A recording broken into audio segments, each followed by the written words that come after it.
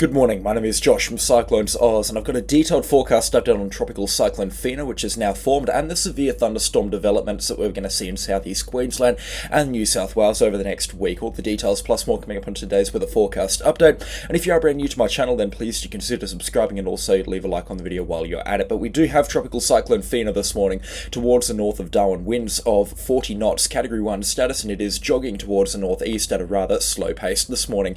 We're expecting this system to continue to intensify over the coming couple of hours, and we're looking likely that this is going to get up towards Category 2 strength tropical cyclone status sometime around here in the next 24 to 36 hours or so, before it then by Thursday makes a turn towards the Northern Territory coastline and then making its first landfall of likely quite a few somewhere around here on the Northern Territory coastline Thursday night or Friday morning, as likely a high-end Category 2 strength tropical cyclone. It could actually be closer to Category 3 strength tropical cyclone status by this point in time. We'll then see this cyclone move towards Darwin, and this weather forecast remains a little bit uncertain whether it's going to move towards the north over the Tiwi Islands or south and then into the Northern Territory area where it will eventually cark it because of land interaction. But Darwin is most certainly now in the firing line, and I find it very difficult to not see tropical cyclone force conditions, at least for some point, in the Darwin City area at some point in time this weekend, whether that being Saturday or Sunday. So the key takeaways for Darwin is the forecast is still a little bit uncertain right now in terms of how strong this storm is going to be and how bad the impacts are going to be for the Darwin area. But we're looking very likely to now see a tropical cyclone pass rather close to Darwin or over the Darwin City area itself, as likely a Category 1, but probably closer to Category 2. It could even be a Category 3 strength tropical cyclone if it holds on. And I would just like to go over the intensity of this tropical cyclone right now. You can see it's blowing up this very intense convection. That's that thunderstorm activity that's very dark in this screen here. You've also got this convection, i.e. thunderstorm activity over towards the east here in the Arafura Sea.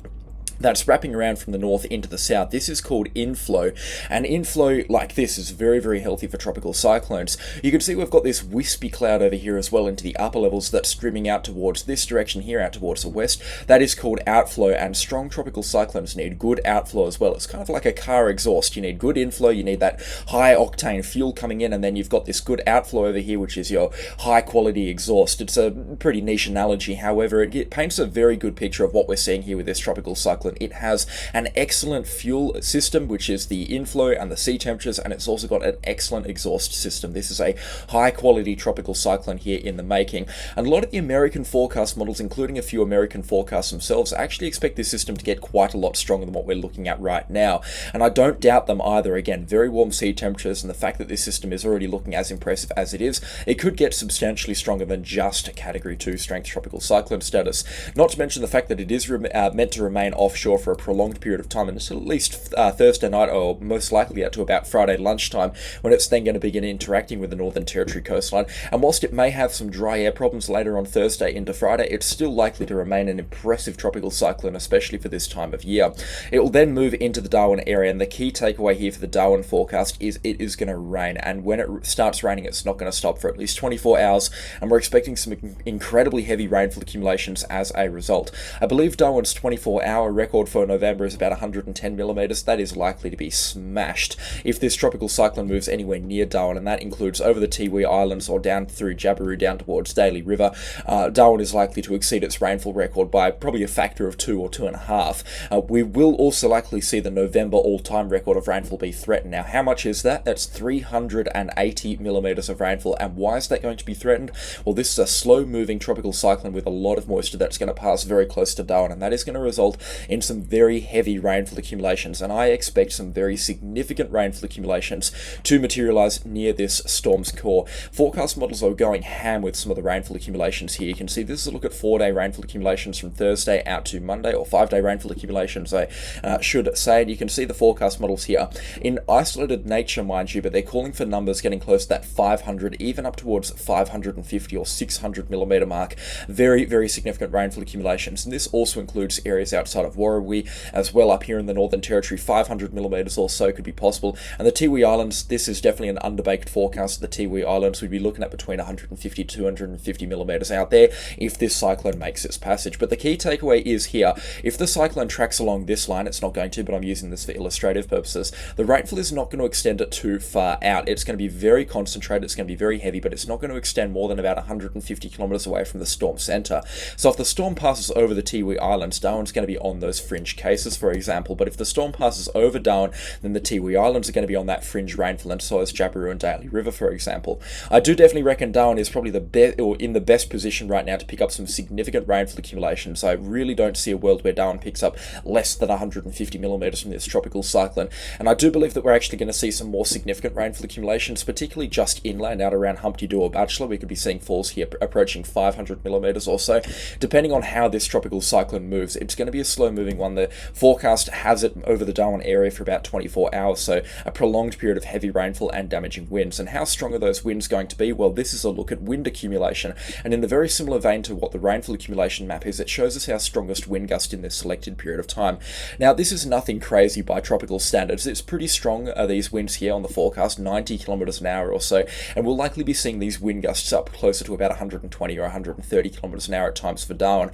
Tropical cyclone Marcus is probably a pretty good comparison to this cyclone here for the Darwin area. Marcus was quite a strong one when it moved through Darwin, and it caught a few people off guard, and I feel like people are being very complacent with this tropical cyclone here as well as it comes through, considering the forecast has been very uncertain, and a lot of these weather forecasts are all saying, well, in actual fact, we really don't know where this system's going to go, but this is my best guess here, and that creates a lot of uncertainty. So I hope that I can put that to bed with this update here, but nevertheless, I do think that people are taking this situation a little bit less than they should be. It's definitely now time to begin preparations into the Darwin area. It's highly likely you'll see a tropical cyclone landfall or very close past sometime this weekend. And if you have a look at these winds here on each of the major forecast models, you can see they're in very similar numbers. We're all expecting strong wind gusts and this storm to pass very close to Darwin.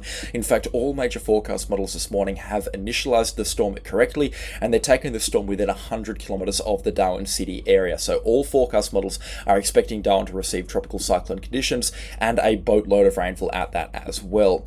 Thereafter, the Darwin situation is then expected by Sunday to move into the Joseph Bonaparte Gulf, where it is then going to intensify a little bit. However, conditions by Sunday and Monday are now very hostile in the Joseph Bonaparte Gulf.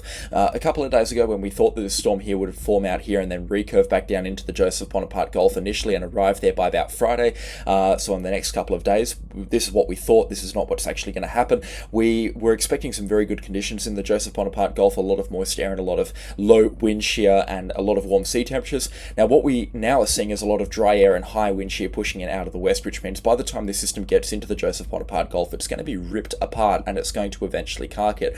So the threat for the northern Kimberley region, and particularly for Truscott and Columbaroo, is now pretty minimal at this point in time, and I'm not expecting significant impacts up there, but it's still a good idea to keep an eye on these on this situation here, because it could change, and especially if it does move through the Darwin areas of Category 2 and leaves the Northern Territory relatively unscathed, it is going to have a good run at intensification before it gets into these hostile thresholds, and it may get up towards severe tropical cyclone status, and that's at the point where you may be looking at Category 1 or Category 2 strength impacts in the Northern Kimberley region.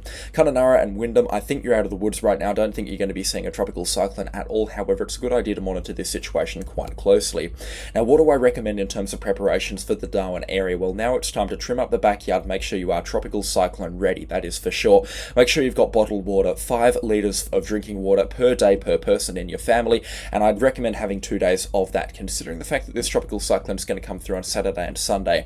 I believe filling up a bathtub as well is a good idea for tropical cyclones, just in case you do lose water and you're interested in cooking and etc, etc. Some of our viewers up in the north could definitely help us out in the comment section down below, considering it is our first tropical cyclone in the season and everybody is going to be a little bit rusty with this sort of stuff. But if you are prepared for a tropical cyclone, there's nothing to be concerned about. This is only a Category 2, and again, I use that term rather loosely because weak tropical cyclones can cause serious problems, and this storm is going to be no different, especially on the rainfall side of things.